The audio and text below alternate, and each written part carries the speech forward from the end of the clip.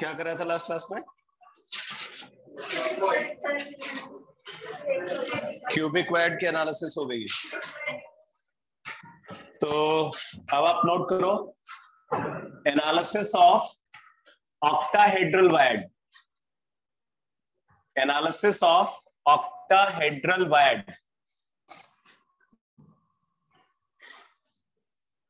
Analysis of octahedral वैड।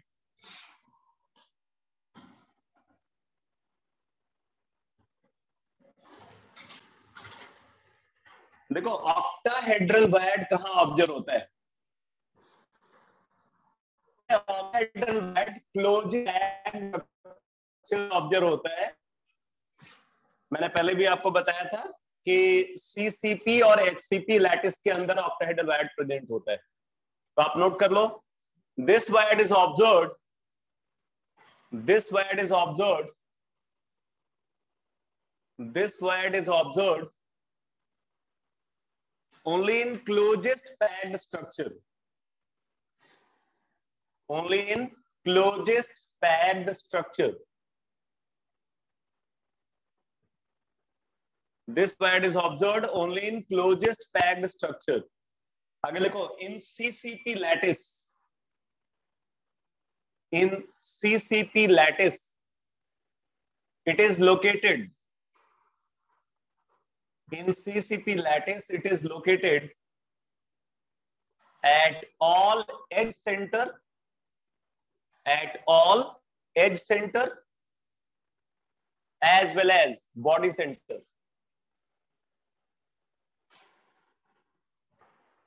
In CCP lattice it is located at all edge center as well as body center. तो कहां कहां पे होता है? सारे एज सेंटर पे होता है और बॉडी सेंटर पे होता है। तो अब इसको डायग्राम बना करके देखते हैं।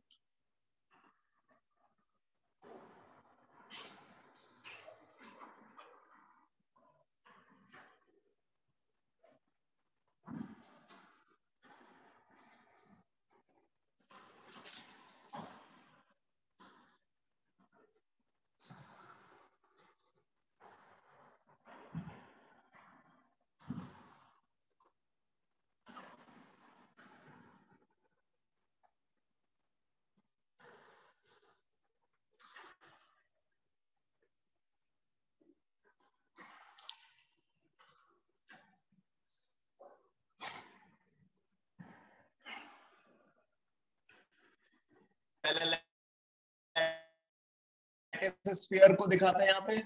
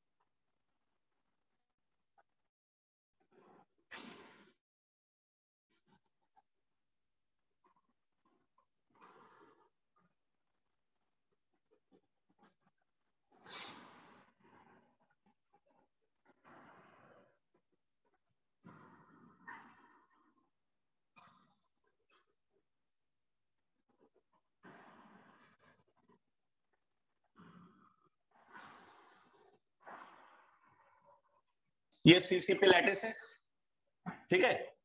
अब ऑक्टाहेड्रल वायड कहां कहां पे लोकेटेड होता है, देखो ऑक्टाहेड्रल वायड सारे एज सेंटर पे प्रेजेंट होता है।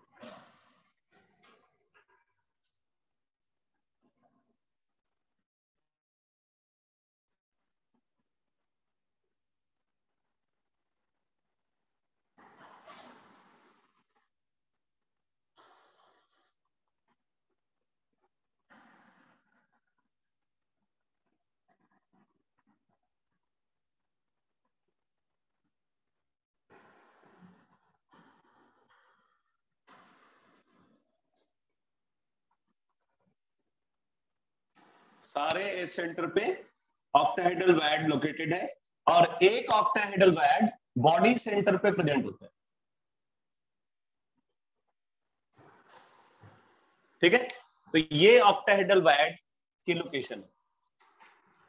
अब देखो मैं यहाँ पे ऑक्टाहेड्रल बन कैसे रहा है उसको आउटलाइन कर रहा हूं। देखो जैसे ये बॉडी सेंटर वाला जो वायड है, अगर इस बॉडी सेंटर वाले वायड को फेस सेंटर वाले लैटिस स्फीयर से मिलाएं, ठीक है, बॉडी सेंटर वाले वायड को फेस सेंटर वाले लैटिस स्फीयर से मिलाते हैं,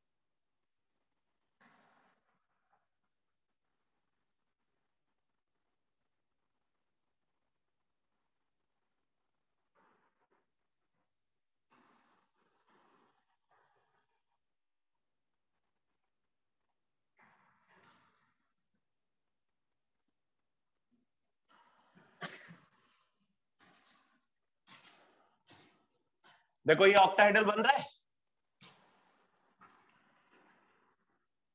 ये बन रहा है ना स्क्वायर बाइपिरामिडल। इसी तरीके से अगर आप इसको देखो,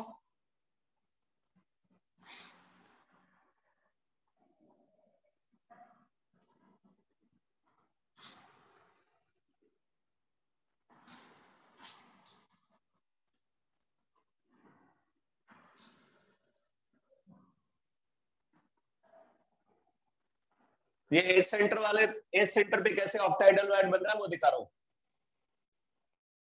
देखो इससे जितना डिस्टेंस पे ये वाला स्फीयर है उतना ही डिस्टेंस पे ये वाला स्फीयर भी है, उतना ही डिस्टेंस पे ये वाला स्फीयर भी है, उतना ही डिस्टेंस पे ये वाला स्फीयर भी है, ठीक है। इसी तरीके से एक स्फीयर ये सामने वाला जो फेस होगा ना उसके सेंटर पे भी एक स्फीयर होगा,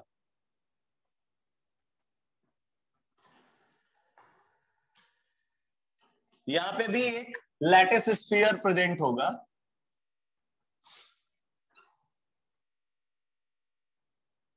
ऐसे ही एक लैटिस स्फीयर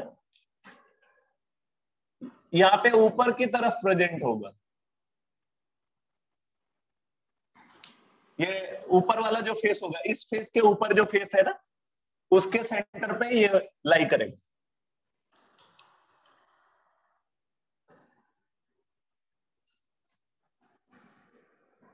अब आप देख रहे हो यहां भी ऑक्टाहेड्रल बन रहा है।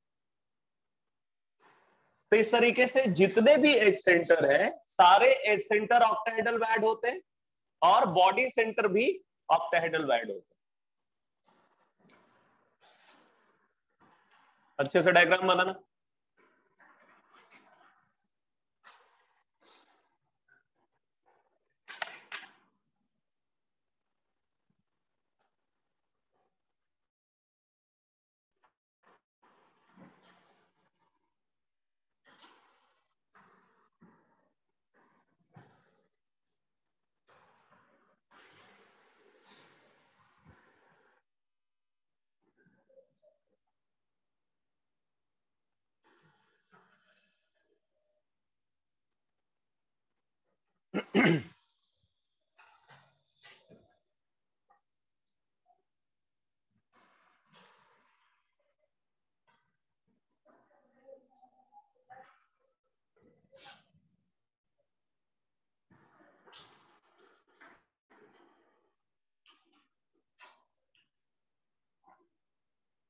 अब देखो यहां पे ऑक्टाहेड्रल वैड की रैंक क्या होगी?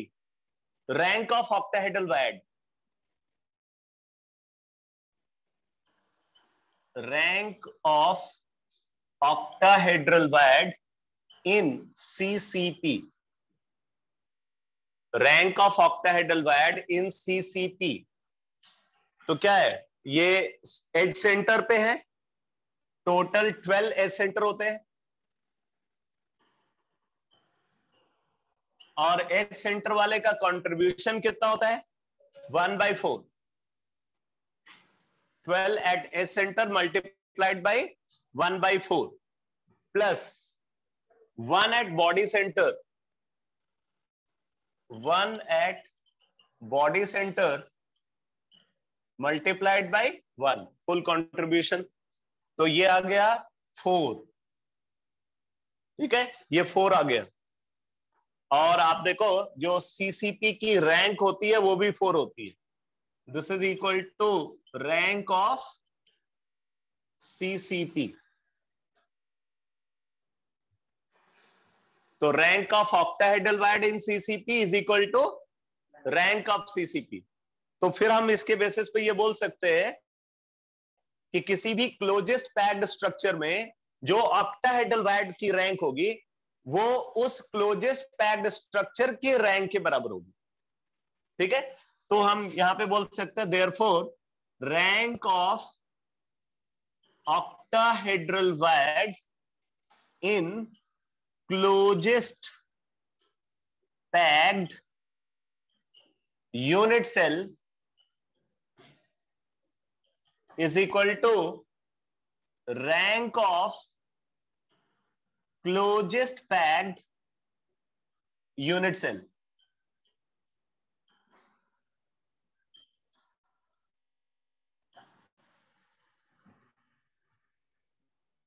Rank of octahedral wad in closest packed unit cell is equal to rank of closest packed unit cell।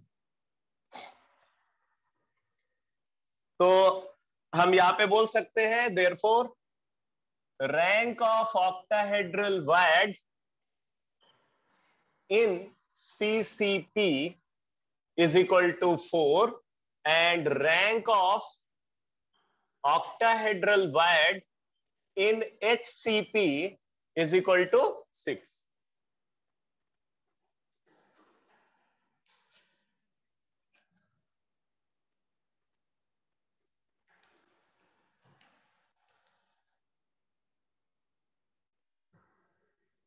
तो आपने यहाँ पे विजुअलाइज कर लिया कि सीसीपी में ऑक्टाहेड्रल वैड कहां पे लोकेटेड है। अब मैं आपको दिखाता हूं एचसीपी में ऑक्टाहेड्रल वैड की लोकेशन क्या होती है। बहुत डिफिकल्ट है इस बात को समझना, बट मैं आपको दिखाता हूं कि एचसीपी में ऑक्टाहेड्रल वैड कैसे लोकेटेड होता है।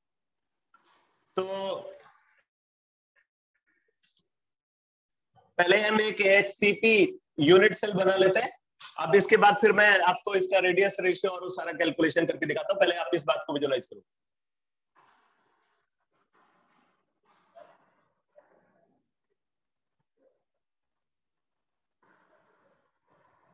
वायर्स की सही पिक्चर बननी चाहिए दिमाग में। एक बार अगर आपने ये आपके माइंड में ये पिक्चर बन गई ना, तो फिर आगे जो है इस पे बेस्ड जो क्वेश्चन पूछे जाते हैं वो बहुत आसानी से सॉल्व होते हैं।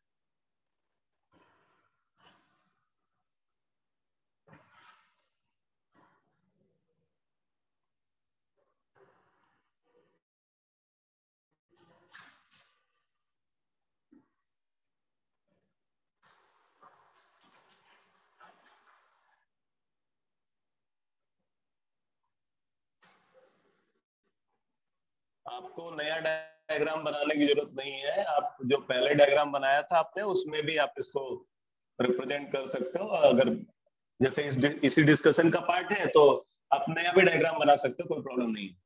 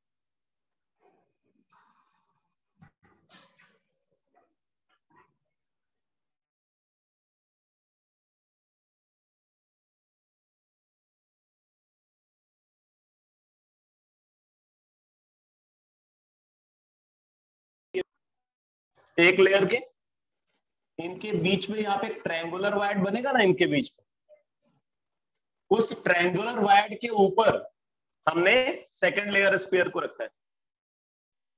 जो लेयर्ड स्ट्रक्चर जो आपने पीछे बनाया था, उसी को मैं इधर आपको दिखा रहा हूं। जैसे ये वाला इस स्फीयर के सराउंडिंग में टोटल कितने ट्रायंगुलर वायर्ड?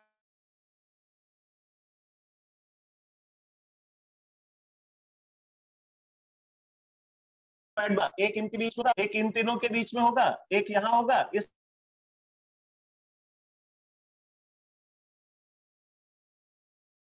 तरीके से टोटल 6 बनेंगे।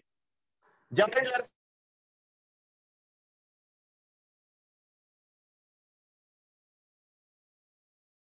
स्फीयर को रखते हैं तो सेकंड स्फीयर से सिर्फ 3 ट्रायंगुलर वायर्ड के ऊपर इनका जो सेंटर होगा, उसी सेंटर के ऊपर जो है सेकंड लेयर स्फीयर को हमने रख दिया। तो एक सेकंड लेयर स्फीयर यहां आ गया। थोड़ा सा इसको आप हल्का सा शिफ्ट करके दिखाओ ऐसे।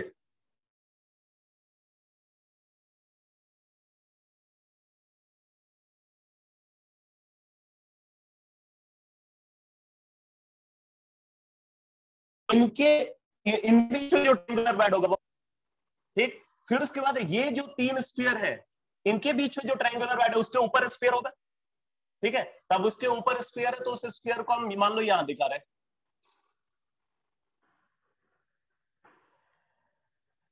ठीक है, तो फिर इन तीनों के ऊपर जो ट्रायंगुलर, इन तीनों के बीच में जो ट्रायंगुलर वायर्ड होगा उसके ऊपर स्फीयर नहीं होगा। ठीक, फिर ये जो 3 स्फीयर है, इनके ऊपर जो ट्रायंगुलर वायर्ड होगा वहां पे स्फीयर प्रेजेंट होगा, सेकंड लेयर स्फीयर। ठीक, अब इनके सेंटर्स को मिलाते हैं। तो जब इनके सेंटर्स को मिलाते हैं तो एक इक्विलैटरल ट्रायंगल बनता है। ठीक है, अब इस इक्विलैटरल ट्रायंगल का जो सेंटर है, ठीक है, इस सेंटर से हम जब परपेंडिकुलर लाइन को ड्रॉप करते हैं तो वो नीचे वाले फेस सेंटर पे गिरती। और उसी तरीके से इसको अगर हम ऊपर की तरफ ले जाते हैं तो ये ऊपर वाले फेस सेंटर पे गिरती। ठीक है, यही हाइट ऑफ यूनिट सेल होता है। तो अब आप देखो, ये 3 स्फीयर और ये वाला स्फीयर, ठीक है, ये 3 स्फीयर और ये वाला स्फीयर, इनके बीच में क्या होगा? टेट्राहेड्रल वायड होगा।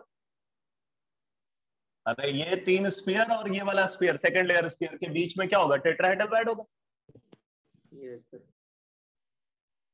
यहां पे इसके ऊपर तो कोई स्फीयर है नहीं, तो मतलब यहां पे कोई टेट्राहेड्रल वायड नहीं होगा, यहां बनेगा ऑक्टाहेड्रल वायड इसके ऊपर। ठीक, अब देखो ऐसे ही ये 3 लिया हमने और उसके ऊपर ये वाला स्फीयर, तो इन चारों के बीच में टेट्राहेड्रल वायड होगा। फिर नेक्स्ट ट्रायंगुलर वायड पे क्या बनेगा, ऑक्टाहेड्रल वायड बनेगा। ठीक है, अच्छा देख रहे एक टेट्राहेड्रल वायड तो इस तरीके से बन रहा है, ये 3 स्फीयर फर्स्ट लेयर के और एक स्फीयर सेकंड लेयर का, और एक टेट्राहेड्रल वायड आपको यहां भी दिख रहा है, देखो 3 स्फीयर सेकंड लेयर के और ये फर्स्ट लेयर स्फीयर, इनके बीच में भी एक उल्टा टेट्राहेड्रल वायड बने। ठीक है, तो टेट्राहेड्रल वायड के 2 ओरिएंटेशन होते हैं, बट ऑक्टाहेड्रल वायड का मैंने बताया था एक ही ओरिएंटेशन होता है। ठीक, तो हम तो यहां पे देखना चाहते हैं ऑक्टाहेड्रल वायड कैसे एग्जिस्ट कर रहा है। तो अब देखो ऑक्टाहेड्रल वायड को मैं आपको विजुअलाइज कर रहा हूं, बहुत ध्यान से समझना। जैसे देखो मैंने बोला कि इन इन तीनों के बीच में जो ट्रायंगुलर वायड है, इन तीनों के बीच में जो ट्रायंगुलर वायड है उसके ऊपर कोई स्फीयर नहीं। ठीक, तो यहां पे क्या है, ऑक्टाहेड्रल वायड। तो ऑक्टाहेड्रल वायड है तो इसका मतलब वहां पे एक स्क्वायर बेस होगा, उस स्क्वायर बेस के दोनों साइड में एक एक स्फीयर होगा। ठीक, अब वही चीज हम यहां पे देखना चाहते हैं। जैसे देखो ये 2 स्फीयर हमने सेकंड लेयर के लिए, ये 2 स्फीयर हमने फर्स्ट लेयर का लिया, इनके सेंटर को मिला दिया, यहां पे स्क्वायर बेस बना। अब इस स्क्वायर बेस का जो सेंटर होगा वो उसको हम क्या बोल रहे हैं, ऑक्टाहेड्रल वायड बोल रहे हैं। अब उसके एक साइड में देखो ये फर्स्ट लेयर स्फीयर होगा, ये स्लांटेड प्लेन है, ये वाला जो प्लेन बना है जो स्क्वायर बेस आप देख रहे हो ये कैसा है, स्लांटेड है, क्योंकि 2 स्फीयर फर्स्ट लेयर के और 2 स्फीयर सेकंड लेयर के इन्वॉल्व है, तो स्लांटेड होगा ना ये। तो स्लांटेड प्लेन के एक साइड में क्या होगा, फर्स्ट लेयर स्फीयर होगा और दूसरे साइड में सेकंड लेयर स्फीयर होगा। आई बात समझ में? तो ये एक टेट्राहेड्रल वायड है, एक स्लांटेड प्लेन है जो टेट्राहेड्रल वायड उसके सेंटर पे लाई कर रहा है। तो एक टेट्राहेड्रल वायड तो ये है जो कंप्लीटली यूनिट सेल के अंदर आएगा, क्योंकि वो स्लांटेड है ना, तो ऑब्वियसली उसका सेंटर यूनिट सेल के अंदर आएगा। उसी तरीके से एक स्लांटेड प्लेन आपको यहां पे मिलेगा, देखो मिला ना यहां पे। अब इसके एक साइड में ये वाला स्फीयर और दूसरे साइड में सेकंड लेयर स्फीयर होगा। ऐसे ही एक स्लांटेड प्लेन अगर आप देखोगे तो एक स्लांटेड प्लेन यहां पे आएगा, देखो ये 2 और ये वाले 2। ठीक है, तो कुल मिलाकर के अगर आप देखो तो ऐसे कितने स्लांटेड प्लेन है, 3। 3 एक हाफ में, तो 3 दूसरे हाफ में भी तो होंगे, ऊपर वाले साइड से भी होंगे 3। तो टोटल कितने टेट्राहेड्रल वायड होंगे यूनिट सेल के अंदर, 6 होंगे, क्योंकि 3 slanted plane, slanted upward plane है और 3 स्लांटेड डाउनवर्ड प्लेन। ठीक है, तो और हर स्लांटेड प्लेन के सेंटर पे क्या है, ऑक्टाहेड्रल वायड है। तो इस तरीके से टोटल ऑक्टाहेड्रल वायड कितने होंगे, 6 ऑक्टाहेड्रल वायड होंगे। ठीक है, तो इस तरीके से एचसीपी के अंदर आप ऑक्टाहेड्रल वायड को लोकेट कर सकते हो। ये समझ में आ गया सबको? Yes sir. हुआ क्लियर?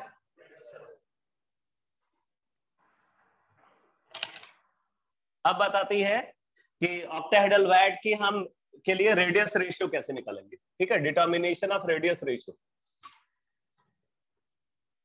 लिख लो, determination of radius ratio of octahedral void.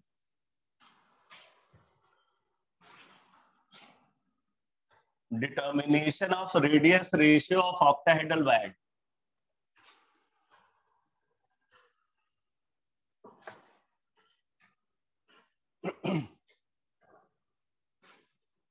तो अगर ऑक्टाहेड्रल वायड का रेडियस रेशियो हमें डिटरमाइन करना है तो हम सिर्फ इस पार्ट को कंसीडर करेंगे। देखो कौन सा पार्ट, यहाँ पे देखो,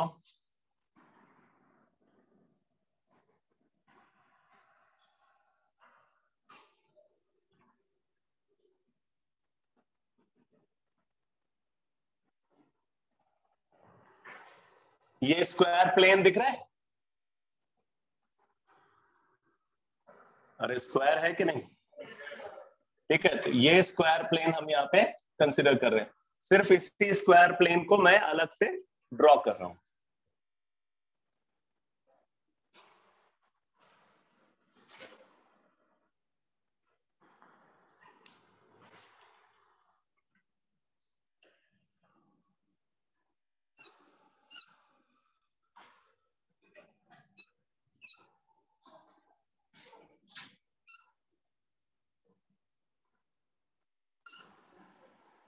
ये देखो, ये 4 स्फीयर को हमने यहाँ पे रिप्रेजेंट किया है, यहाँ पे।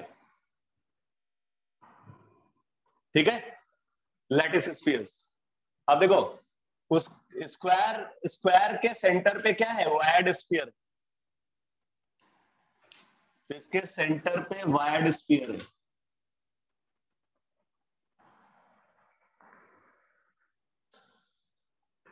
ठीक, अब देखो, अगर इस वायर्ड का सेंटर को O बोल रहे, इसको हमने मिला दिया इस लैटिस स्फीयर के सेंटर से और इस लैटिस स्फीयर के सेंटर से। ये हो गया A, ये हो गया B, ये एंगल कितना हो जाएगा? 90 डिग्री। ठीक है, अब देखो, in triangle OAB, in triangle OAB क्या होगा? OA square plus OB square is equal to AB square. Here OA is equal to OB। Obviously मैंने बताया था कि जो लैटिस स्फीयर और वायर्ड स्फीयर है, ये हमेशा एक दूसरे को टच करते हैं। लैटिस स्फीयर और वायर्ड स्फीयर का हमेशा कांटेक्ट होता है। तो OA is equal to OB and this is equal to RC plus RA। OA is equal to OB and this is equal to RC plus RA। ठीक, अब जरा देखो, AB ये लैटिस स्फीयर्स है। अब ये लैटिस स्फीयर्स कैसे यहाँ पे लाइक कर रहे हैं, जरा इस बात को देखो बेटा। जैसे हम ये बोल रहे हैं कि ये कॉर्नर है, ये कॉर्नर है और ये क्या है? फेस सेंटर है। तो फेस डायगोनल के अलोंग कांटेक्ट होता है ना सीसीपी में। क्रिटिकल कंडीशन में फेस डायगोनल के अलोंग कांटेक्ट होगा, मतलब ये और ये एक दूसरे को टच कर रहे हैं। ठीक है, तो ये दोनों स्फीयर एक दूसरे को टच कर रहे हैं। तो AB is equal to 2RA। ये दोनों स्फीयर टच कर रहे हैं, तो RA इसका रेडियस, RA इसका रेडियस, तो AB क्या हो गया? 2RA। AB is equal to 2RA। Put करते हैं, तो अब अगर इसको पुट करें तो क्या मिलेगा बेटा? OA square plus OB square यानी कि RC प्लस RA का square plus RC plus RA का square is equal to 4RA square, यानी कि RC plus RA is equal to क्या आ जाएगा? Under root 2RA। RC plus RA is equal to under root 2RA। तो फिर RA से डिवाइड कर दिया, तो RC by RA plus 1 is equal to under root 2। ठीक, तो फिर क्या आ जाएगा? RC by RA is equal to under root 2 minus 1। Under root 2 क्या होता है? 1.414। तो ये आ गया 0.414। ये है क्रिटिकल रेडियस रेशियो।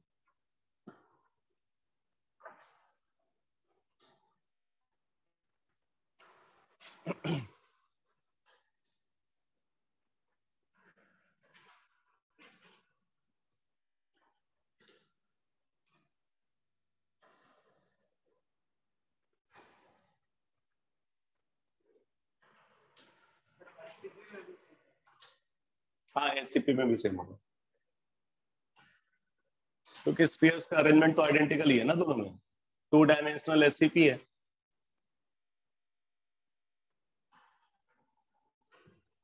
तो आप नोट करो, critical radius ratio for octahedral wired critical radius ratio for octahedral WAD, critical radius ratio for octahedral WAD is equal to 0.414, is equal to 0.414.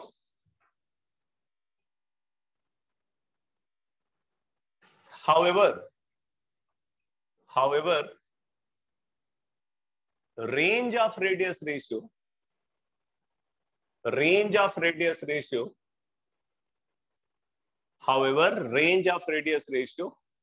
for octahedral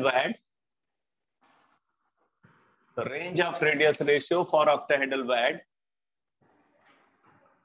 is क्या हो जाएगा 0.414 to 0.732. ठीक है, इसमें जो अपर वैल्यू है उसके साथ इक्वालिटी नहीं है, क्योंकि इक्वालिटी दूसरे वैड के लिए होती है। किसके लिए? क्यूबिक वैड के लिए। अगर RC बाई RA इसके बराबर है तो क्यूबिक वैड ऑब्जर्व होता है। तो 0.732 से कम होना चाहिए, 0.414 के इक्वल या क्या होना चाहिए? ग्रेटर होना चाहिए। तो अगर वैल्यू 0.414 है तो फिर एनायन एनायन कांटेक्ट भी होगा और कैटायन एनायन कांटेक्ट भी होगा। लेकिन वैल्यू अगर 0.414 से ग्रेटर है तो क्या होगा? कैटायन एनायन कांटेक्ट तो होगा बट एनायन एनायन कांटेक्ट नहीं होगा, जो स्टेबिलिटी के लिए अच्छा है। अच्छा, अब बताती है ऑक्टाहेड्रल वैड का कोऑर्डिनेशन नंबर क्या होगा, बताओ भाई। ये वाइड स्फीयर 6 स्फीयर को टच कर रहा है ना, ये ऊपर वाला, ये नीचे वाला और ये 4, तो टोटल 6 को टच कर रहा है। तो कोऑर्डिनेशन नंबर इसका हो जाएगा 6। लिख लो, coordination number of octahedral void, coordination number of octahedral void is equal to 6. Coordination number of octahedral WAD is equal to 6.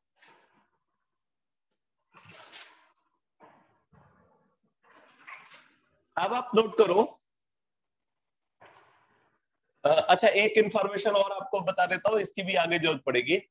जैसे मान लो अगर हम एक कॉर्नर को कंसीडर कर रहे हैं, एक कॉर्नर के नियर बाई लोकेशन पे कितने ऑक्टाहेड्रल वैड होंगे? तो आप बोलोगे कॉर्नर से 6 एज पास करती है, 6 एज पास करती है पर कॉर्नर। कैसे? देखो, एक तो ये हो गया भाई, 2 एक्स के लॉन्ग, 2 वाई के लॉन्ग, 2 जेड के लॉन्ग, है कि नहीं? 2 एज एक्स एक्सिस के लॉन्ग, 2 एज वाई एक्सिस के लॉन्ग और 2 एज जेड एक्सिस के लॉन्ग, टोटल 6 एज पास करती है। तो हर एज का जो एज सेंटर है वो क्या है? ऑक्टाहेड्रल वैड है। इसका मतलब एक कॉर्नर के सराउंडिंग में नियरेस्ट ऑक्टाहेड्रल वैड कितने हैं? 6। नोट में लिख लो इस बात को, लिखो total number of near by octahedral WAD, total number of nearby octahedral WAD in surrounding of a cornered lattice point, in surrounding of a cornered lattice point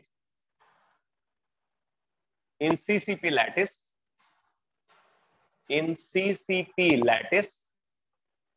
in surrounding of a cornered lattice point in CCP lattice is equal to 6.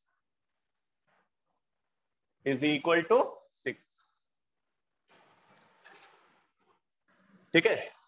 अब आप note करो, analysis of tetrahedral void, analysis of tetrahedral वैड।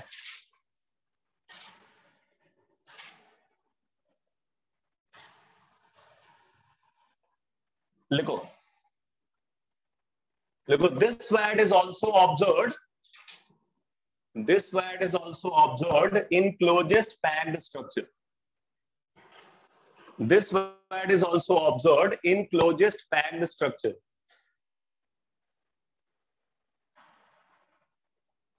This VAD is also observed in closest packed structure. आगे लिखो, in CCP lattice, in CCP lattice,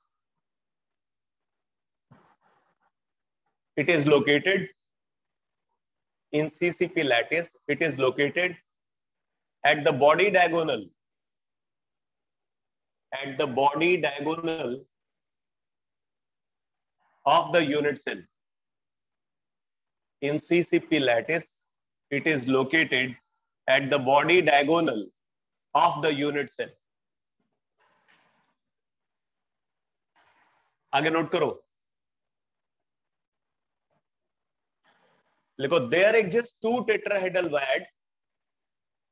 There exists two tetrahedral VAD per body diagonal. There exists two tetrahedral VAD per body diagonal. एक body diagonal पे कितने tetrahedral वैड होते हैं? दो. कैसे? आप कॉर्नर से कॉर्नर तक जा रहे हो, तो कॉर्नर से आप पहले बॉडी सेंटर पे पहुंचते हो, फिर बॉडी सेंटर से दूसरे कॉर्नर. क्लियर? तो कॉर्नर और बॉडी सेंटर का जो मिड पॉइंट बॉडी डायगोनल के लॉन्ग, कॉर्नर और बॉडी सेंटर का जो मिड पॉइंट है वो एक टेट्राहेड्रल वैड लोकेशन. उसी तरीके से बॉडी सेंटर से नेक्स्ट कॉर्नर का जो मिड पॉइंट होगा वो भी एक टेट्राहेड्रल वैड होगा. समझ आया कि नहीं? मतलब बॉडी सेंटर के दोनों साइड में, बॉडी डायगोनल के लॉन्ग बॉडी सेंटर के दोनों साइड में क्या है? Tetrahedral void. ठीक है? और बॉडी सेंटर क्या होता है? ऑक्टाहेड्रल वैड होता है. अभी पीछे आपने देखा ना, सीसीपी में बॉडी सेंटर क्या होता है? ऑक्टाहेड्रल वैड होता है. मतलब आप बोल सकते हो एक ऑक्टाहेड्रल वैड के इधर भी टेट्राहेड्रल वैड है, उधर भी टेट्राहेड्रल वैड. ठीक है? एक ऑक्टाहेड्रल वैड के दोनों साइड में एक एक टेट्राहेड्रल वैड है. अगर आपसे बोला जाए कि closest distance between octahedral void and tetrahedral void in CCP, क्या बोलोगे? Closest distance between octahedral VAD and tetrahedral VAD in CCP, A√3/4. क्योंकि बॉडी डायगोनल की लेंथ क्या है? A√3. कॉर्नर और बॉडी सेंटर के बीच का डिस्टेंस क्या है? A√3/2. ठीक, तो बॉडी सेंटर और कॉर्नर का मिड पॉइंट के बीच का डिस्टेंस हम बोल रहे हैं ना. मतलब एक तरीके से बॉडी डायगोनल को चार पार्ट में डिवाइड कर दिया. आप कॉर्नर से A√3/4 डिस्टेंस बॉडी डायगोनल के लॉन्ग आते हो तो आपको पहला टेट्राहेड्रल वैड मिलेगा. फिर वहां से A√3/4 डिस्टेंस और आगे जाते हो तो आपको ऑक्टाहेड्रल वैड मिल जाता है. वहां से A√3/4 डिस्टेंस और आगे जाते हो, एक और टेट्राहेड्रल वैड आ जाता है. वहां से A√3/4 डिस्टेंस और आगे जाते हो तो अगला कॉर्नर आ जाता है. कुछ समझ में आया कि नहीं? एक कॉर्नर से A√3/4 डिस्टेंस बॉडी डायगोनल के लॉन्ग अगर हम चलते हैं तो पहला टेट्राहेड्रल वैड. आगे A√3/4 डिस्टेंस और आगे चलते हैं तो बॉडी सेंटर यानी कि ऑक्टाहेड्रल वैड. A√3/4 डिस्टेंस और आगे जाते हैं तो नेक्स्ट टेट्राहेड्रल वैड. और A√3/4 डिस्टेंस और आगे गए तो नेक्स्ट कॉर्नर. ये है. तो इसका मतलब कि distance of closest approach in octahedral void and tetrahedral void. ठीक है? डिस्टेंस, आप इस बात को नोट कर सकते हो, distance of closest approach, distance of closest approach between, distance of closest approach between octahedral VAD and tetrahedral VAD, octahedral VAD and tetrahedral VAD in CCP lattice, in CCP lattice is equal to A√3/4. A√3/4. ठीक है? तो अब जरा देखो,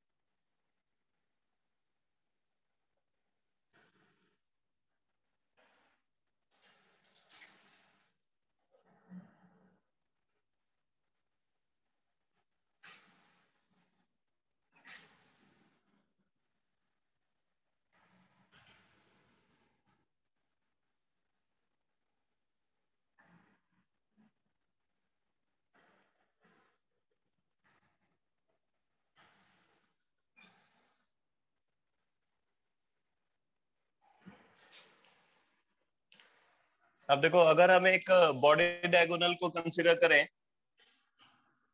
जैसे मान लो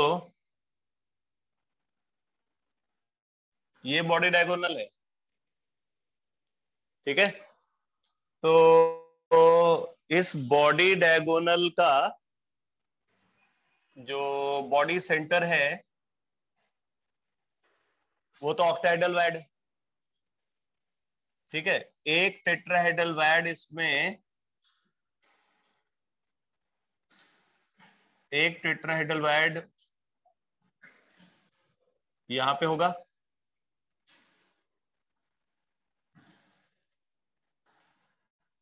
और एक टेट्राहेड्रल वैड यहां होगा, ठीक है। तो इस तरीके से अगर आप देखो तो यहाँ पे टोटल बॉडी डायगोनल कितने होंगे? 4, 4 बॉडी डायगोनल होंगे ना।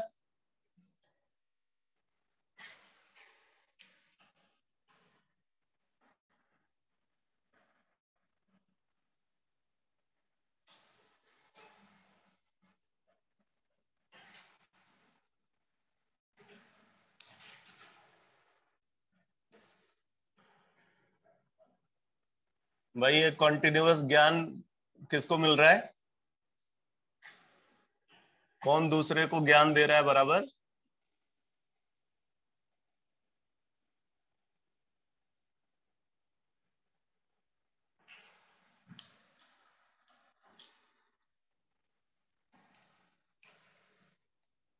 ऐसे ही एक बॉडी डायगोनल देखो यहां होगा,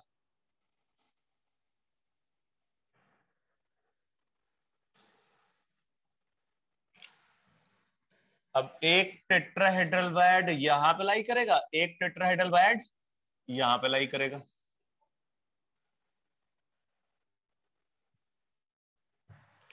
ठीक है।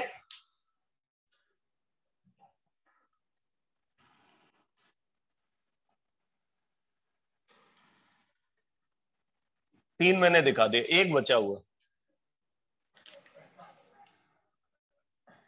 यहां से यहां।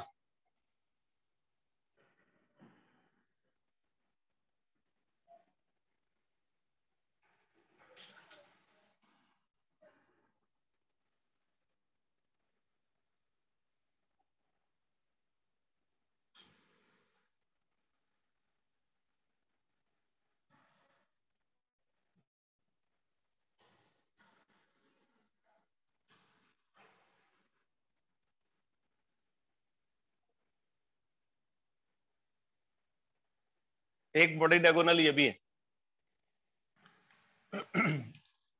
तो एक टेट्राहेड्रल वैड यहां पे लाई करेगा और एक टेट्राहेड्रल वैड यहां लाई करेगा, तो कितने दिख रहे हैं भाई आपको? हाँ,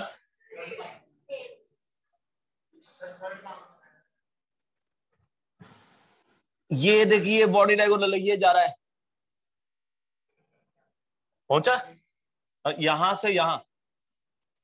अब देखिए यहां बॉडी सेंटर है, बॉडी सेंटर और इस कॉर्नर का मिड पॉइंट ये है, एक टेट्राहेड्रल वाइड आ गया। ऐसे ही इस बॉडी सेंटर और इस कॉर्नर का मिड पॉइंट ये है, एक टेट्राहेड्रल वाइड यहां आ गया, ठीक है। तो इस तरीके से आप देखोगे ये जितने भी मैंने बनाए हुए सब बॉडी सेंटर और कॉर्नर का मिड पॉइंट है, बॉडी डायगोनल के लॉन्ग बॉडी सेंटर और कॉर्नर का मिड पॉइंट है।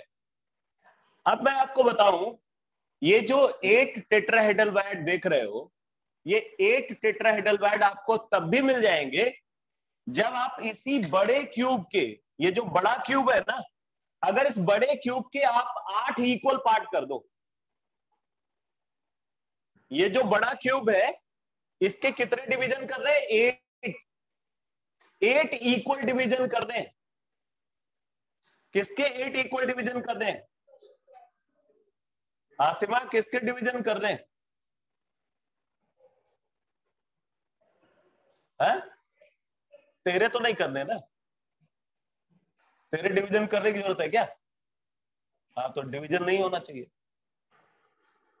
तो जो बड़ा क्यूब है उसके कितने डिवीजन कर रहे हैं? 8 इक्वल डिवीजन कर रहे हैं। तो 8 इक्वल डिवीजन करेंगे तो 8 छोटे क्यूब मिलेंगे, वो जो स्मॉल क्यूब मिल रहा है ना, हर क्यूब का सेंटर टेट्राहेड्रल वायड। जब हम इसके 8 इक्वल डिवीजन करते हैं तो उसमें 8 स्मॉलर क्यूब्स मिलेंगे। हर स्मॉलर क्यूब का जो बॉडी सेंटर है ना, वो एक टेट्राहेड्रल वायड। ठीक है, अब मैं आपको एक क्यूब उसमें से बना के दिखाता हूं। ये जितनी भी बात मैं बता रहा हूं सब एनसीईआरटी में है।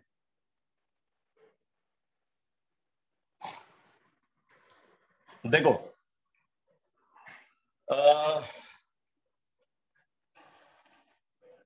जैसे ये एक सेंटर है ना, ये सेंटर और ये फेस सेंटर, इनको हमने मिलाया। ठीक है, ये एज सेंटर और इस फेस सेंटर को मिलाया। फिर उसके बाद हमने क्या किया, इस फेस सेंटर को ये नीचे वाले एज के सेंटर से मिलाया।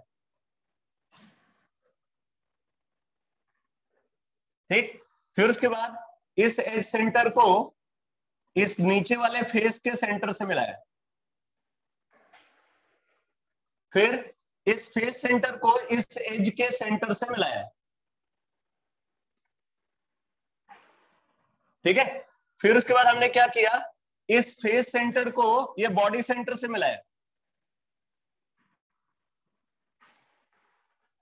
बॉडी सेंटर को हमने इस फेस सेंटर से मिलाया। ठीक, अब देखो, इस एज सेंटर को इस फेस सेंटर से मिला दिया, इस फेस सेंटर को इस एज सेंटर से मिला दिया, बना ना क्यूब। और अब इसके बाद इस बॉडी सेंटर को इस फेस सेंटर से मिला दिया, लो एक क्यूब बन गया। इस क्यूब का जो बॉडी सेंटर है वो ये टेट्राहेड्रल वायड है। ये वाला जो टेट्राहेड्रल वायड आप देख रहे हो ना, ये इसी छोटे क्यूब का बॉडी सेंटर है। और इस तरीके से टोटल 8 क्यूब बनते हैं।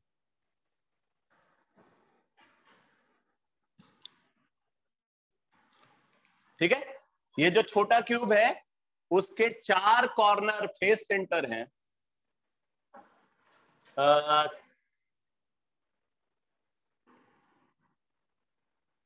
4 कॉर्नर फेस सेंटर है। जैसे देखो, ये फेस सेंटर है, ओरिजिनल क्यूब का फेस सेंटर है, ये ओरिजिनल क्यूब का फेस सेंटर है, ये ओरिजिनल क्यूब का फेस सेंटर है। ठीक, और ये क्या है, ये कॉर्नर है, और ये क्या, बॉडी सेंटर। और 2 एज सेंटर, 2 नहीं 3 एज सेंटर है, ये एज सेंटर है। मतलब जो स्मॉलर क्यूब है, स्मॉलर क्यूब में 8 कॉर्नर है, वो 8 कॉर्नर में से 3 तो ओरिजिनल क्यूब के एज सेंटर है। ठीक, और 3 ओरिजिनल क्यूब के फेस सेंटर है, एक बॉडी सेंटर है, और एक क्या है, कॉर्नर। ठीक है, ये कॉर्नर और ये बॉडी सेंटर, इस तरीके से क्यूब बना है।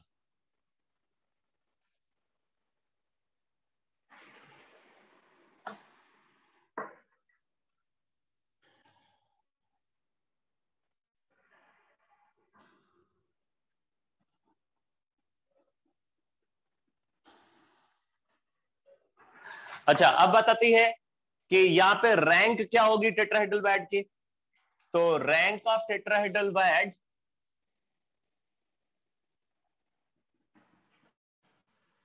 इन CCP, rank of tetrahedral void in CCP is equal to क्या, 4 बॉडी डायगोनल।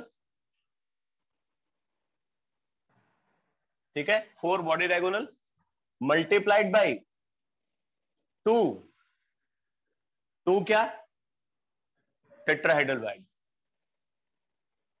मल्टीप्लाइड बाई 1, क्योंकि विद इन यूनिट सेल है। ठीक, तो ये रैंक क्या आ गई, 8। This is equal to 2 into rank of CCP, 2 into rank of CCP।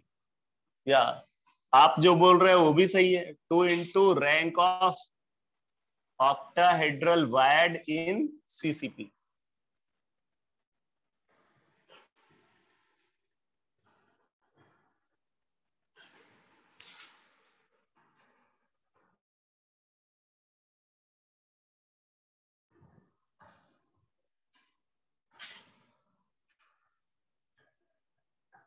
तो अगर इसको हम जनरलाइज करें तो क्या लिखेंगे?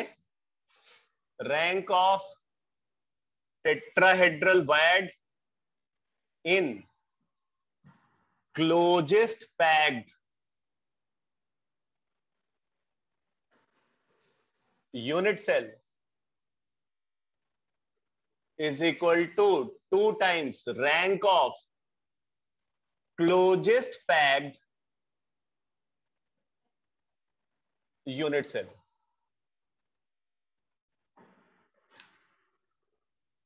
ठीक है, therefore rank of tetrahedral wired in CCP is equal to 8 and rank of tetrahedral wired in HCP is equal to 12।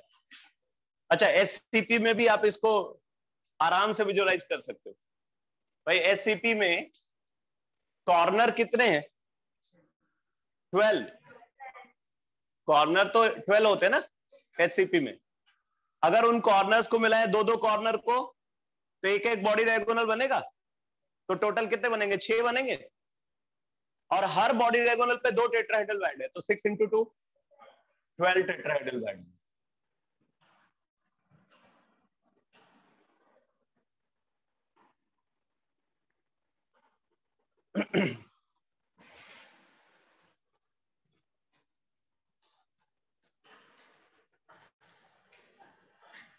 अब इसका हमें रेडियस रेशियो निकालना है, तो लिखो determination of radius ratio of tetrahedral wired. Determination of radius ratio of tetrahedral wired.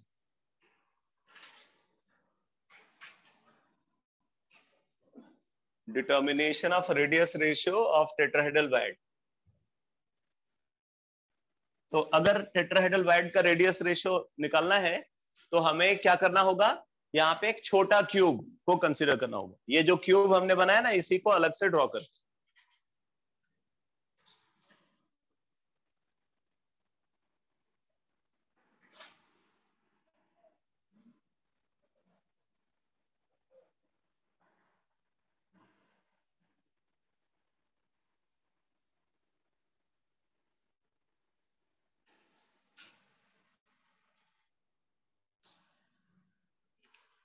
यहाँ पे आप देख रहे हो जो स्फीयर्स हैं वो सारे कॉर्नर पे नहीं प्रेजेंट। छोटे क्यूब के सारे कॉर्नर पे लैटिस स्फीयर्स नहीं है। लैटिस स्फीयर्स ऑल्टरनेट कॉर्नर पे प्रेजेंट। यहां पे है तो यहां नहीं है, यहां है, एक कॉर्नर छोड़ करके।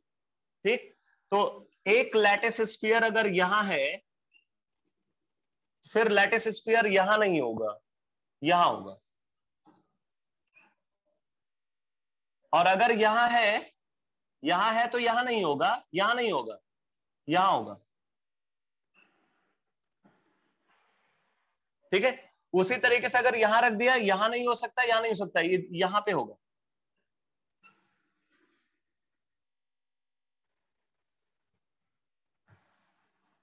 एट में से 4 कॉर्नर पे लैटिस स्फीयर है, बाकी 4 कॉर्नर क्या है? अनऑक्यूपाइड। और वायर्ड, टेट्राहेड्रल वायर्ड कहां है? इसी छोटे क्यूब का बॉडी सेंटर टेट्राहेड्रल वायर्ड।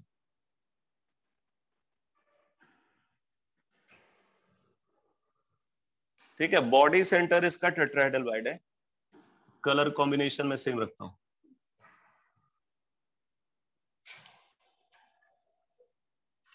ठीक है, अब देखो हमें रेडियस रेशियो निकालना है।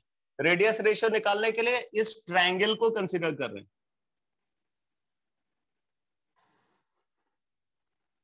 ये छोटे क्यूब का बॉडी डायगोनल है और ये छोटे क्यूब का फेस डायगोनल है और ये एज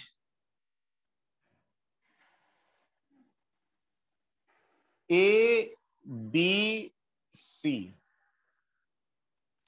और ये है इसका सेंटर ओ। ये वाला एंगल है 90 degree.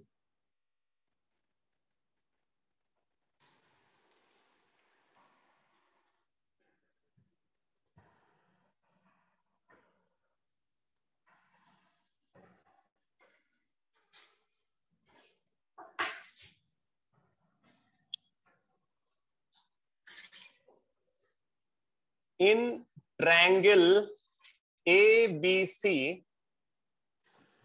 AB square plus BC square is equal to AC square. ठीक है, अब आप देखो ये कॉर्नर है और ये फेस सेंटर है। क्रिटिकल कंडीशन में क्या होगा, ये टच कर रहे होंगे, मतलब ये एक दूसरे को टच कर रहे हैं। तो BC is equal to 2RA। BC is equal to 2RA and BC is equal to AB into √2। बोलो, BC is equal to AB into √2।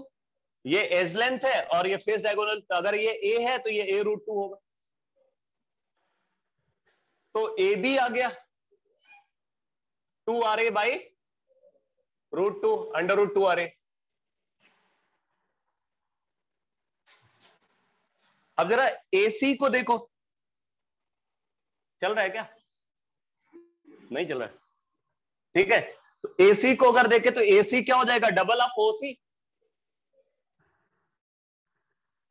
AC is equal to double of OC और OC अगर देखे तो ये RC plus RA है। RC plus RA 2 times RC plus RA।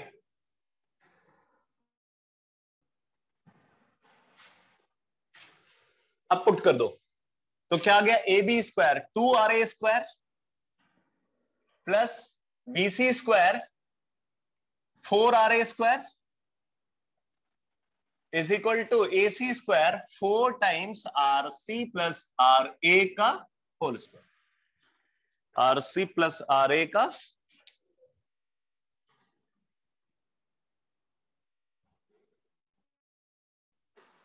Whole square. तो यहां से अगर आप देखो तो 6RA स्क्वायर, तो ये आप इसको ऐसा लिख सकते हो 3/2RA square is equal to RC plus RA का होल स्क्वायर। तो RC plus RA is equal to under root of 3/2RA।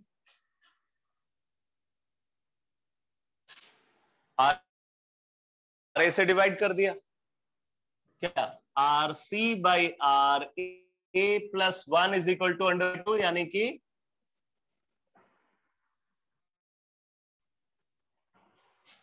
ये आ गया अंडर रूट 3/2 कितना होता है 255, नहीं 1.225 कितना होता है 1.225।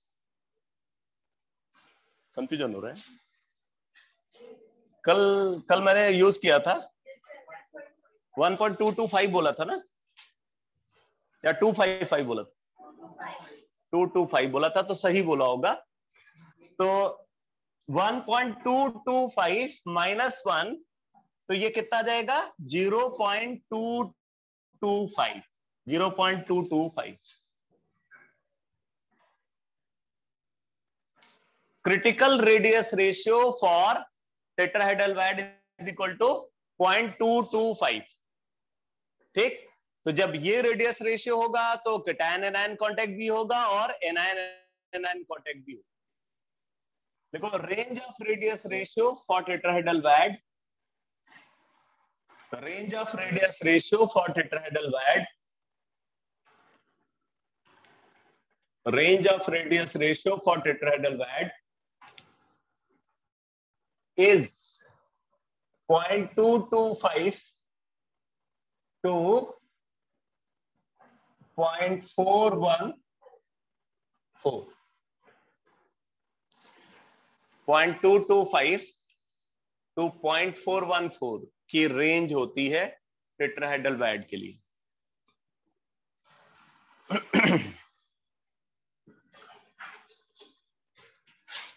तो अगर हम इसका कोऑर्डिनेशन नंबर देखें, कोऑर्डिनेशन नंबर क्या होगा? कितने स्फीयर को ये टच कर रहा है? 4 को टच कर रहा है। देख लो, coordination number of tetrahedral void, coordination number of tetrahedral वैड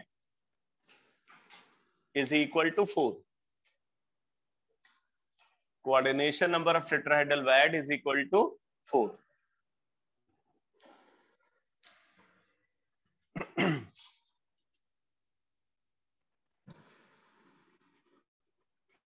अच्छा, ये जो टेट्राहेड्रल वैड फॉर्म हुआ है, अगर हम एक यूनिट सेल के अंदर देखें तो टेट्राहेड्रल वैड कौन से 4 स्फीयर के बीच में है? आप बोलोगे एक कॉर्नर वाला स्फीयर और 3 फेस सेंटर वाले स्फीयर के बीच में लाई करता है।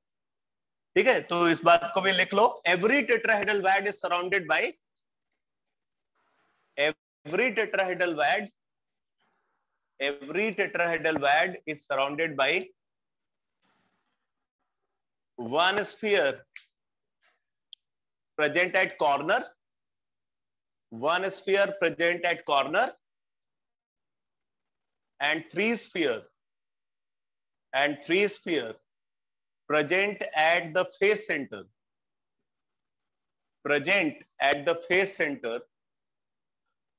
of the CCP lattice,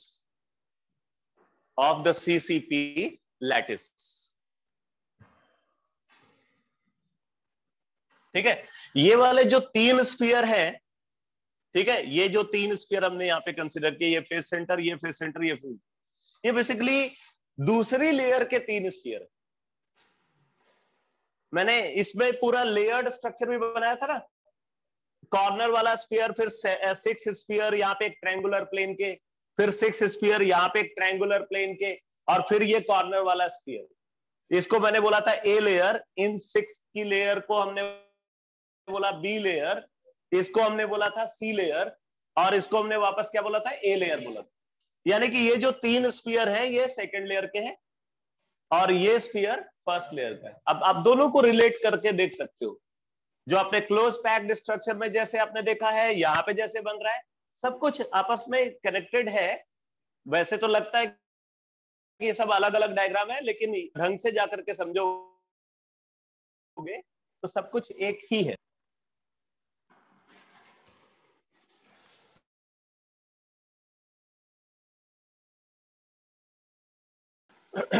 तो 3 डायमेंशन में आपको दिया। तो अब आप एक टेबल बना लो।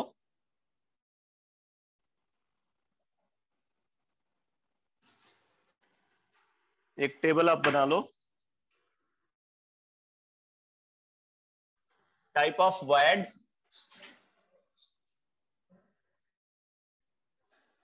ठीक है,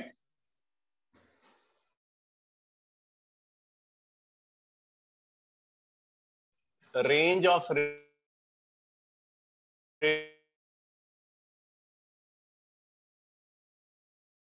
रेडियस रेशियो ऑफ वैड। तो नंबर 1 क्यूबिक वैड,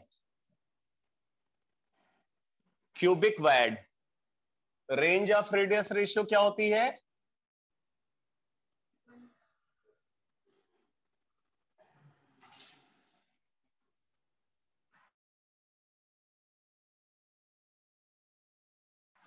.732 है 8। Number 2 octahedral void, range of radius ratio होती है 0.414 टू 0.732, अपर वैल्यू के साथ इक्वलिटी नहीं है, कोऑर्डिनेशन नंबर 6 होता है। Number 3 tetrahedral void, tetrahedral void 0.2252 to 0.414, coordination number होता है 4। तो इसके बाद दो वायड्स और होते हैं, ट्रायंगुलर वायड जो कि 2 डायमेंशनल वायड होता है। ट्रायंगुलर वायड, ट्रायंगुलर वायड के लिए रेडियस रेशियो की रेंज है 0.155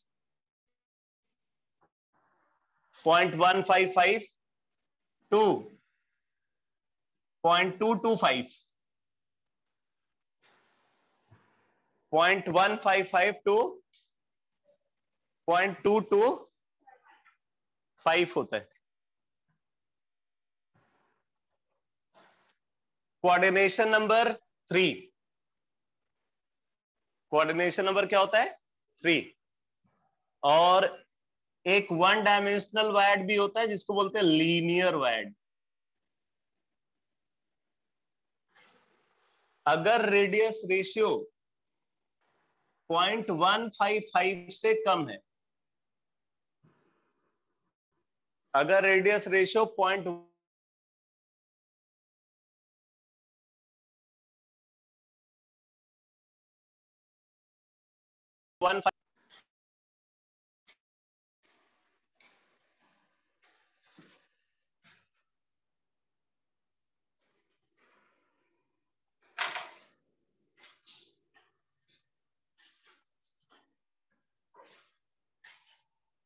तो 3 डायमेंशनली सबसे बड़ा वायड क्यूबिक वायड है। जितना ज्यादा रेडियस रेशियो उतना बड़ा वायड, तो सबसे बड़ा वायड क्यूबिक वायड, 3 डायमेंशनली सबसे छोटा वायड टेट्राहेड्रल वायड। आप एक रिलेशन और देख रहे हो कि अगर रेडियस रेशियो बढ़ रही है, कोऑर्डिनेशन नंबर भी बढ़ रहा है। ठीक है, तो if radius ratio increases then coordination number also increases.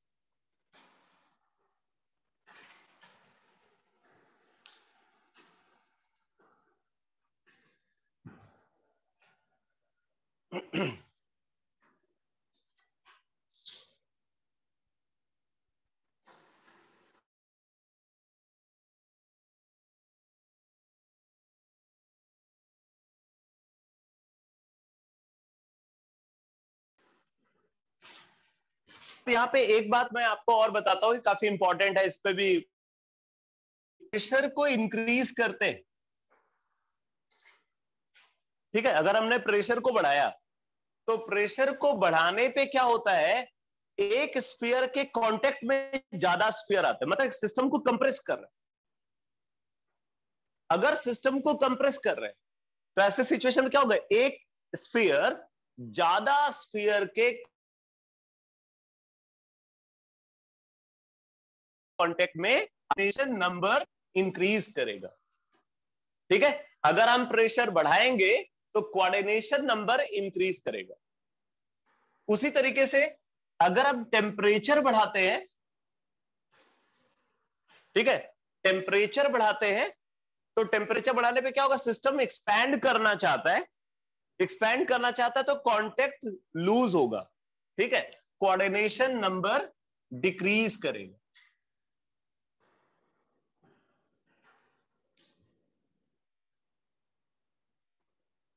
तो आप ये बोल सकते हो कि प्रेशर इंक्रीज करके हम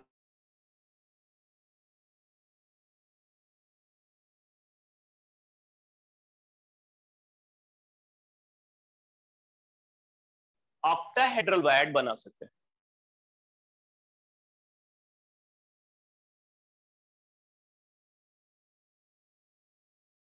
और क्यूबिक कर converters,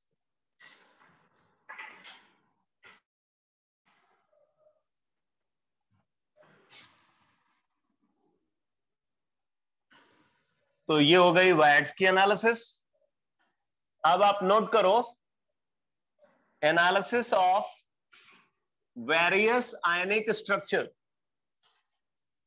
analysis of various ionic structure, analysis of various ionic structure. इसमें फर्स्ट केस लिखो, rock salt structure, rock salt structure.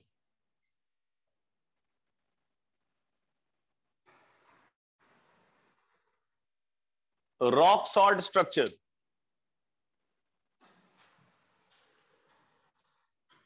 अब देखो, रॉक सॉल्ट स्ट्रक्चर का डायग्राम अभी मैंने बनाया था ऑक्टाहेड्रल वाइड के लिए।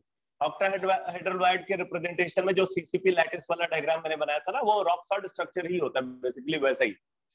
तो लिखो, in this structure, in this structure anion occupy, in this structure anion occupy CCP lattice, anion occupy CCP lattice, whereas cation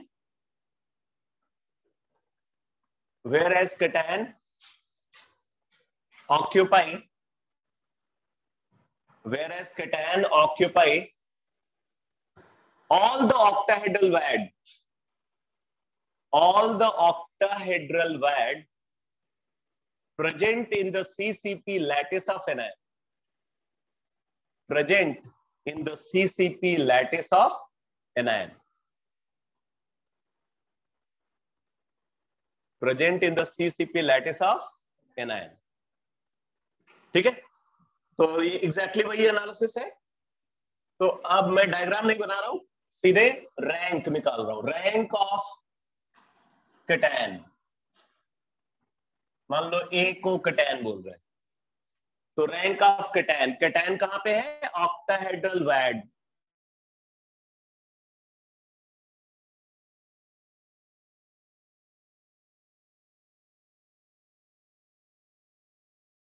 के अंदर सीसीपी में एक्सेंट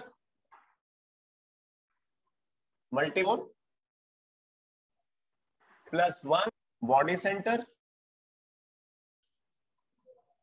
मल्टीप्लाइड बाय 1, तो ये आ गया 4 टाइम।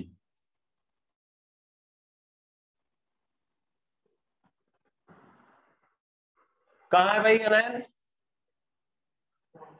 कॉर्नर पे और फेस सेंटर पे। 8 at corner into 1/8 plus 6 at face centre into 1/2, क्या आया 4।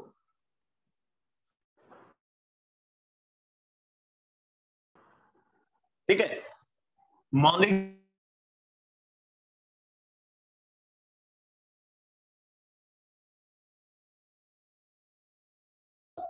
of U cell A4B4,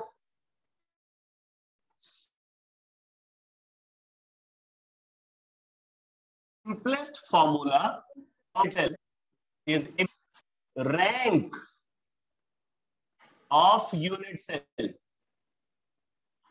rank of unit cell क्या होगा, number of simplest formula unit present per unit cell.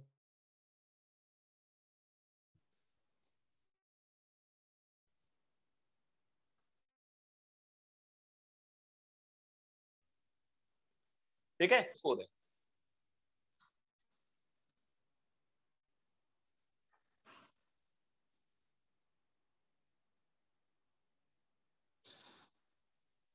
अच्छा, अब देखो,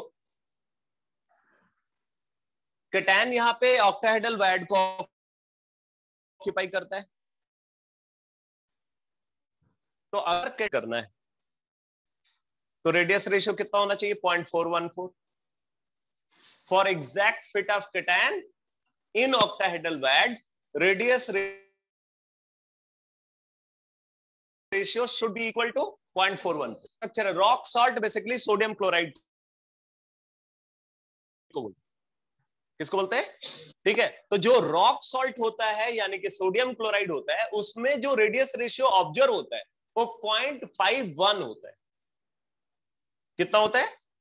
0.51, मतलब क्रिटिकल वैल्यू से ज्यादा।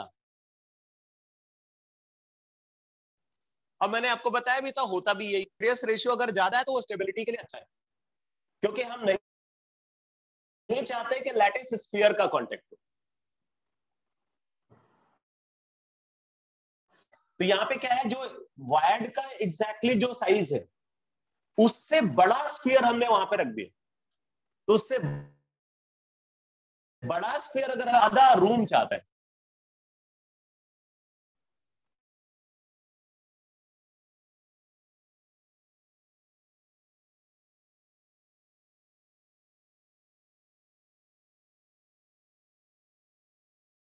स्फीयर को देखो, for exact fit of cation, for exact fit of cation in octahedral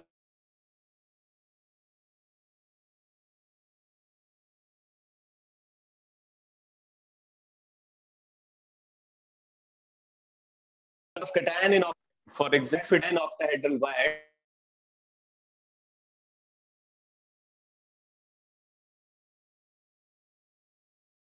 it should be equal to radial to 0.414. However, in case of sodium chloride,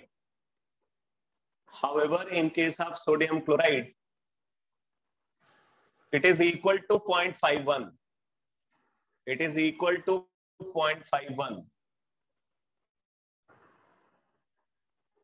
And therefore, in sodium chloride,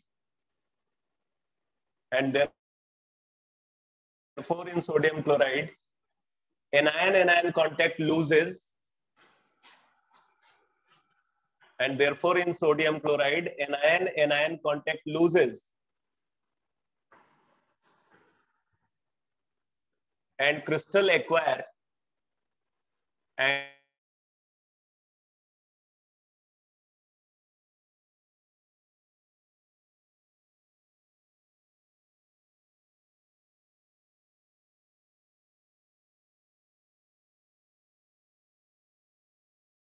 lattice.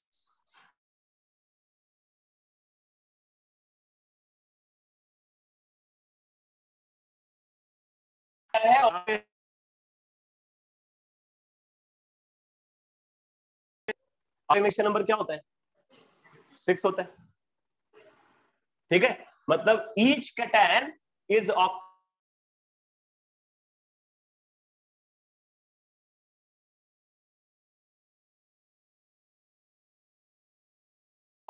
Face centre. ठीक, अभी मैंने आपको बताया था CCP में जो corner है, corner के नियर बाई कितनी ऑक्टाहेड्रल वायर्ड लोकेशन होती है? 6 एज वहां से पास करती है ना, हर एज का सेंटर ऑक्टाहेड्रल वायर्ड है, तो 6 ऑक्टाहेड्रल वायर्ड लोकेशन कॉर्नर के सराउंडिंग में होंगी, और हर ऑक्टाहेड्रल वायर्ड लोकेशन पे क्या है? कैटायन। तो लिख लो, इन rock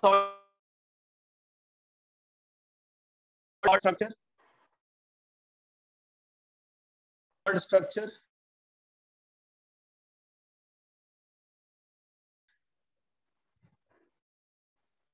each cation is octahedrally surrounded by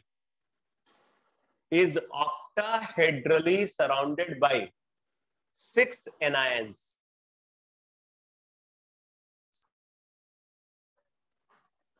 and each anion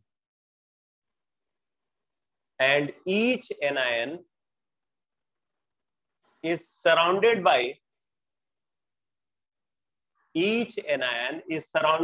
6 cations. Okay, 6 cations. Therefore there exist therefore there exist क्या 6:6 कोऑर्डिनेशन नंबर, ऐसे लिखा जाता है आयनिक सॉलिड में कोऑर्डिनेशन नंबर। अब इसमें भी एक स्टैंडर्ड है, ये जो पहला कोऑर्डिनेशन नंबर हम लिख रहे हैं ना, ये हमेशा कैटायन के रेस्पेक्ट में लिखा जाएगा।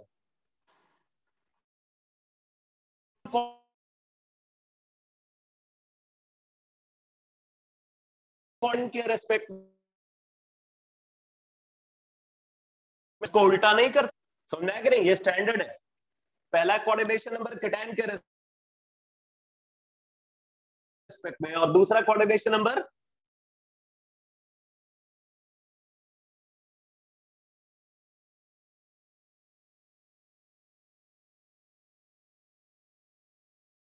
आयनिक स्ट्रक्चर में कैटायन और एनायन का कोऑर्डिनेशन नंबर इक्वल है, तो कैटायन और एनायन अपना अरेंजमेंट को इंटरचेंज कर सकते हैं। जैसे मैंने यहां पे बोला कि एनायनिक सीसीपी है,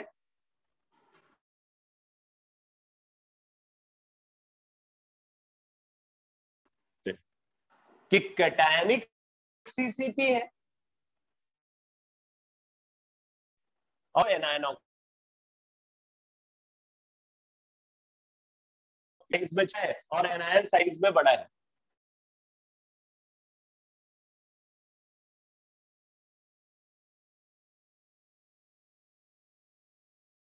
नोट में लिखो, इंपॉर्टेंट पॉइंट है, लिखो if in an ionic structure coordination number of cation and anion are equal,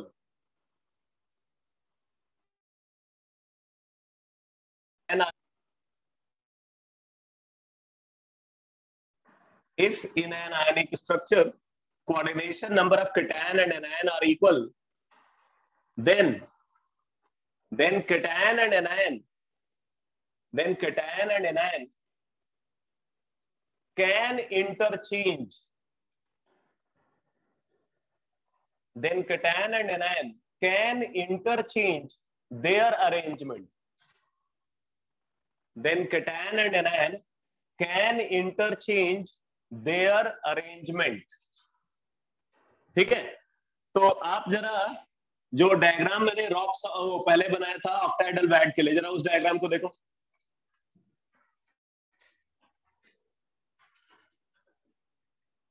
ठीक है, अभी आप देख रहे हैं जो यूनिट सेल है उसके कॉर्नर पे एनायन है और फेस सेंटर पे भी एनायन है, एज सेंटर और बॉडी सेंटर पे कैटायन है।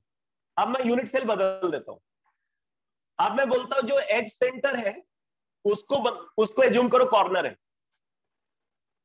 जरा सारे एज सेंटर को जो एडजेसेंट है, जैसे इस एज सेंटर को इससे मिलाओ और इसको नीचे वाले एज सेंटर से मिलाओ, इसको नीचे वाले एज सेंटर से मिलाओ, तो एक फेस बनेगा।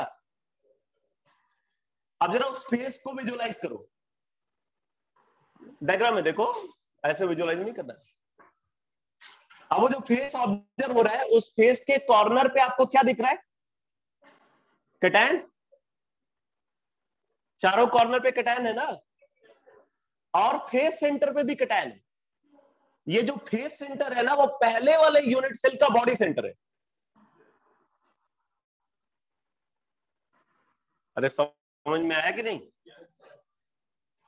तुझे नहीं समझ में आया? अरे डायग्राम देखना।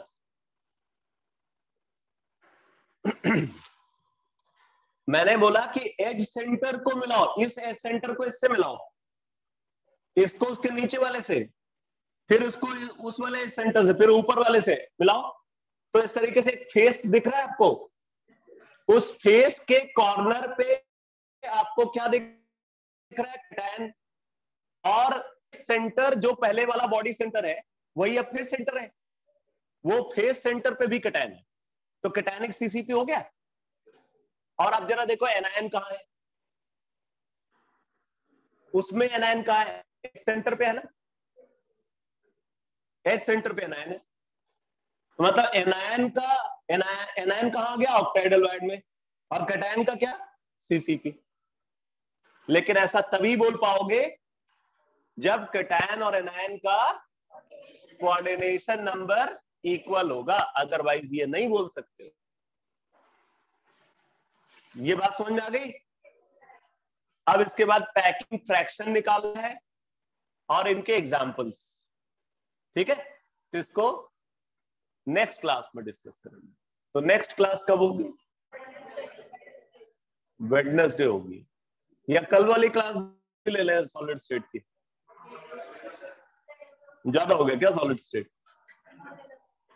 कल वाली क्लास भी सॉलिड स्टेट की ले लेता हूं, जिससे ये पूरा डिस्कशन कल फिनिश कर दूं, ठीक है। और फिर उसके बाद संडे वाली क्लास में ऑर्गेनिक कराऊंगा।